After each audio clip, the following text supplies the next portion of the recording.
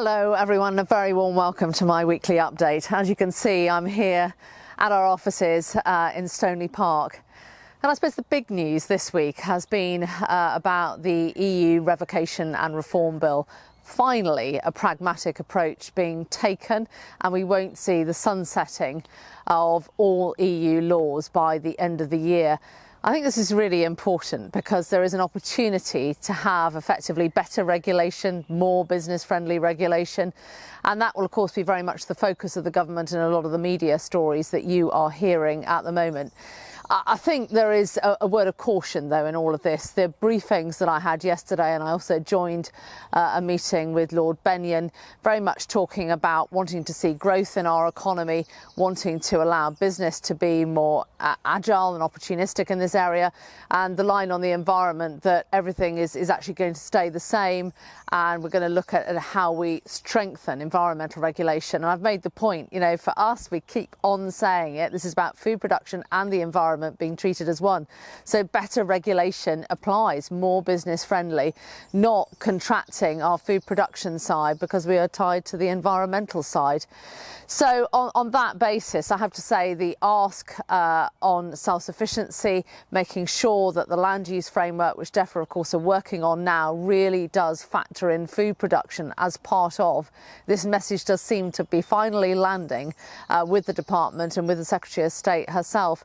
And of course, it makes our food summit next week, I say ours, what we've lobbied for a long time now with the Prime Minister and Number 10, ever more important. This was obviously a commitment that he made back in August. Finally, now it's happening. It is absolutely focused on farm to fork and really looking at a UK focus. So I will be joined by farming union presidents from right across the United Kingdom. There will be retailers there, there will be processors there. There will be conversations really about great British food abroad, what trade looks like. There'll be focuses on sustainability, green energy, water.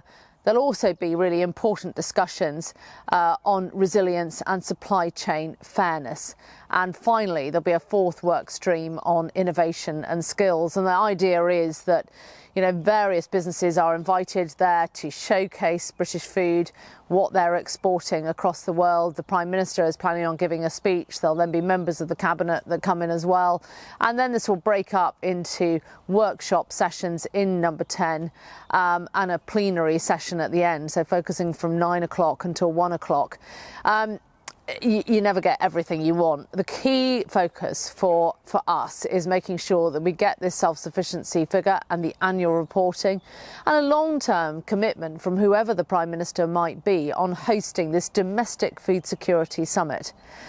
So all going ahead, and I'll update you on that next week. And finally, for those of you that are a loose end on Friday evening, I will be on Any Questions.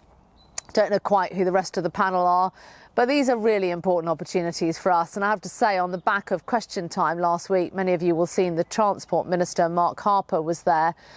All those farming on the HS2 line, I have now got a meeting booked in with Mark Harper, and it couldn't be more important. The challenges for those farmers in that area are absolutely enormous. And I explained a lot of that to Mark Harper beforehand. He said, well, you must come in. We've been trying to get a meeting with him. And now finally, on the back of Question Time, the best outcome of all of it, I have to say, we have a meeting with the Transport Minister.